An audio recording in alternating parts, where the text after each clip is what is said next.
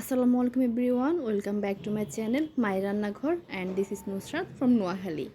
So আমার আজকের রেসিপিতে থাকছে সবারই ভীষণ পছন্দের কাঁচা আমের আমপোড়া শরবত। এই আমপোড়া শরবত বিভিন্ন ধরনের ইনগ্রেডিয়েন্টস ইউজ করে বানানো যায়, আমি আমার ওয়েতে বানিয়েছি। তো চলুন দেখে নেওয়া যাক সম্পূর্ণ রেসিপি।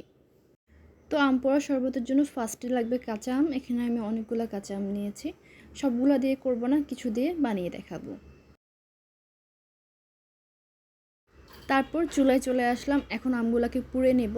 তো সেজন্য একটা স্ট্রেনার বসিয়ে দিয়েছি। আপনাদের কাছে যদি এমন স্ট্রেনার না থাকে সেক্ষেত্রে ফয়েল পেপারে মুড়িয়ে আমগুলোকে পুড়ে নিতে পারবেন ডিরেক্টলি। তবে সেই ক্ষেত্রে আমের মধ্যে একটু পোড়া পোড়া ফ্লেভারটা আসবে না। তো তারপর আমের দুইটা সাইডই এমন একটু পোড়া পোড়া ভাব হয়ে আসলে চুলা থেকে তুলে ফেলবো, আর তুলে ঠান্ডা হয়ে আসা পর্যন্ত অপেক্ষা করব।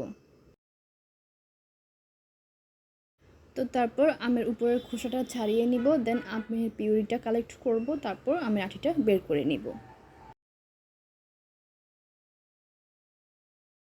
তো এখানে আমের আটি আর পিউরি সেপারেট করে নিয়েছি, এখন শরবতটা বানিয়ে নিব।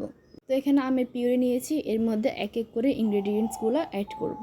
তো প্রথমে দিয়ে দিয়েছি চিনি, তারপর স্বাদ অনুযায়ী লবণ, 1 চিমটি পরিমাণ কালো গোলমরিচের গুঁড়া, 1 চিমটি পরিমাণ ধনিয়ার গুঁড়া আর কিছুটা পুদিনা পাতা। তো এখন পিউরির সাথে কিছুটা পরিমাণ পানি অ্যাড করে দিচ্ছি। আর পানি অ্যাড করা হয়ে গেলে এই সম্পূর্ণ মিশ্রণটাকে একসাথে মিশিয়ে নিব। তো এই তো মিক্স করা হয়ে গেছে, তো তৈরি হয়ে গেছে কাঁচা আমের আমপোড়া শরবত।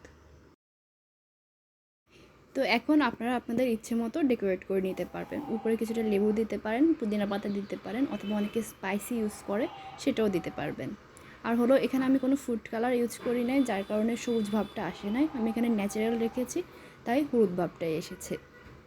তো কাঁচা আম থাকতে থাকতে বাসায় এভাবে ট্রাই করুন কাঁচা আমের আমপোড়া শরবত।